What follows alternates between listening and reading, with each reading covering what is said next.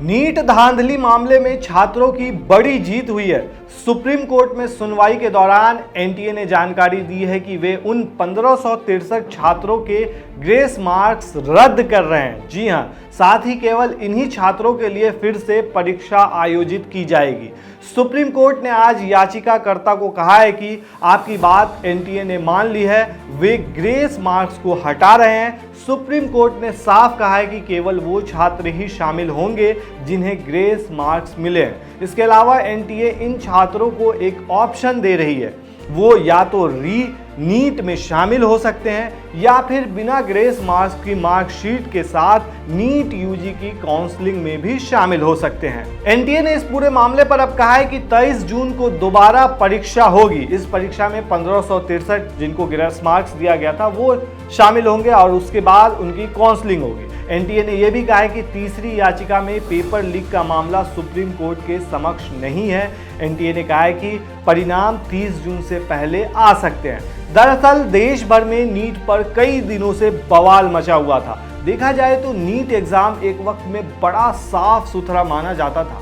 कभी कोई सोचता भी नहीं था कि इस एग्जाम में धांधली होगी। कम मार्क्स आने पर स्टूडेंट सोचते थे मैंने मेहनत नहीं की और फिर दोबारा एग्जाम की तैयारी में लग जाते थे। कभी सवाल नहीं उठता था कि कोई स्कैम हुआ है या हो सकता है। बड़े स्कैम की आशंका तक नहीं होती थी। ये था नीट एग्जाम। लेकिन अब नीट ने शायद अपनी इस विश्वसनीयता को खो दिया है। कई दिनों से तहलका मचा हुआ था, तरह तरह के सवाल उठ रहे थे। इसी हड़कंप के बीच बीते कुछ दिनों से एक छात्रा की 12वीं की मार्कशीट भी वायरल हो रही थी। इस छात्रा की मार्कशीट के साथ दावा किया जा रहा था कि उसने नीट में तो 705 नंबर पा लिए, लेकिन 12वीं कक्षा में फिजिक्स और केमिस्ट्री में फेल हो गई थी। सोशल मीडिया पर सभी नेशनल टेस्टिंग एजेंसी पर सवाल उठा रहे थे कि जो छात्रा 12वीं में फेल हो वो नीट जैसे टफ एग्जाम में इतने अच्छे मार्क्स कैसे ला सकती है। सोशल मीडिया पर वायरल इस मार्कशीट को लेकर एनटीए का स्पष्टीकरण भी सामने आया था। एनटीए ने कहा था कि अगर कैंडिडेट ने 12वीं पास नहीं की है तो वो एडमिशन लेने की पात्र ही नहीं होगी। पात्रता शर्त यही है कि उम्मीदवार के पास 12वीं पास की मार्कशीट होनी चाहिए। इसी के आधार पर उनका एग्जाम होगा। वहीं नीट परीक्षा में धांधली के आरोपों को लेकर आज सुप्रीम कोर्ट में सुनवाई हुई, जिसमें ये फैसला लिया गया कि जो भी ग्रेस मार्क्स जिसे दिया गया है वो दोबारा एग्जाम दे सकते हैं। दरअसल सुप्रीम कोर्ट में दायर याचिका फिजिक्स वाला के सीईओ अलख पांडे ने दावा किया था कि एनटीए का ग्रेस मार्क्स देने का फैसला मनमाना था। अलख पांडे ने लगभग 20,000 छात्रों की पिटीशन सुप्रीम कोर्ट में फाइल की है। दूसरी याचिका एसआईओ के सदस्य अब्दुल्ला मोहम्मद फैज और डॉक्टर शेख रोशन मोहिउद्दीन ने दायर की थी, जिसमें नीट यूजी 2024 के नतीजों को वापस लेने और नए सिरे से परीक्षा आयोजित करने की मांग की गई थी। याचिकाकर्ताओं ने ग्रेस मार्क्स देने में एनटीए की मनमानी का आरोप लगाया है, जिसमें बताया गया है कि 720 में से 718 और 719 नंबर मिलना नामुमकिन है। तीसरी याचिका नीट उम्मीदवार जरीप्रीत कार्तिक ने दायर की थी, जिसमें परीक्षा के दौरान लॉस ऑफ टाइम की वजह से ग्रेस मार्क्स दिए जाने पर आपत्ति जताई है।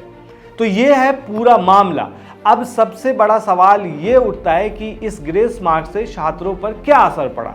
नीट रिजल्ट जारी होने के बाद जब एक ही सेंटर से 8 टॉपर निकले और 67 स्टूडेंट्स के 720 में से 720 अंक आए तो मेडिकल स्टूडेंट्स ने रिजल्ट में अनियमितता को लेकर एनटीए से सवाल पूछे और परीक्षा में धांधली के आरोप लगाए। एनटीए ने बताया कि परीक्षा में 1563 छात्रों को लॉस ऑफ टाइम की वजह से ग्रेस मार्क्स दिए गए हैं। यह ग्रेस मार्क्स 10, 20 या 30 नंबर की नहीं बल्कि 100 से 150 नंबर तक की दी गई है, जिसकी वजह से कई बच्चे मेरिट से बाहर हो गए, जबकि जो मेरिट में आए उन्हें ज़्यादा टॉपर की वजह से गवर्नमेंट कॉलेज में एडमिशन पाना मुश्किल दिखाई दे रहा है। वहीं एनटीए ने अपनी ऑफिशियल वेबसाइट पर छात्रों के आम सवालों को लेकर जानकारी दी। एनटीए ने कहा कि ग्रेस मार्क्स की वजह से 2 उम्मीदवारों को 718 और 719 नंबर प्राप्त हुए।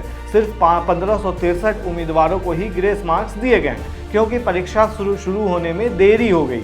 लॉस ऑफ टाइम की वजह से इन कैंडिडेट्स को ग्रेस मार्क्स मिले हैं। साथ ही एनटीए ने उन सवालों की जानकारी भी दी जिन पर ग्रेस मार्क्स दिए गए। आपको बता दें कि इससे पहले एनटीए के डायरेक्टर जनरल सुबोध कुमार ने प्रेस कॉन्फ्रेंस के दौरान कहा था कि स्टूडेंट्स को ग्रेस मार्क्स देने से नतीजों या क्वालिफाइंग क्राइटेरिया पर कोई फर्क नहीं पड़ा है। उन्होंने बताया कि यह मामला सिर्फ 1563 स्टूडेंट का है। पेपर 23 लाख से ज़्यादा बच्चों ने दिया था। 4750 सेंटर के बजाय सिर्फ 6 सेंटर का ये मामला है। अब सुप्रीम कोर्ट ने ये फैसला दिया है। वकील श्वेतांत ने कहा है कि हमने नीट परीक्षा मुद्दों के संबंध में जनहित याचिका दायर की थी और हमारा मुख्य मुद्दा एनटीए द्वारा पेपर लीक और अन्य गड़बड़ियों के बारे में था। कोर्ट ने निर्देश दिया है कि 23 जून को पुनः परीक्षा आयोजित की जाएगी। दोस्तों, आप क्या सोचते हैं इस पूरे मामले पर? क्या ये सही है? नीट में जिस तरीके से स्कैम के आरोप लग रहे हैं और जिस तरीके से स्टूडेंट्स जो है बहुत सारे परेशान नज़र आ रहे हैं और बताया ये भी जा रहा है कि कई स्टूडेंट्स इसकी वजह से डिप्रेशन में जा रहे हैं, जिनकी तैयारी अच्छी थी लेकिन उनका सिलेक्शन नहीं हो पाया। और बहुत सारे जो स्टूडेंट थे जो तैयारी बहुत ज़्यादा करके आए थे, लेकिन जब उन्होंने सुना कि ऐसा स्कैम हुआ है तो उनके हौसले और ज़्यादा पूरी तरह से ख़त्म हो गए। तो ऐसे में आप क्या सोचते हैं दोस्तों? हमें कमेंट में ज़रूर बताएं।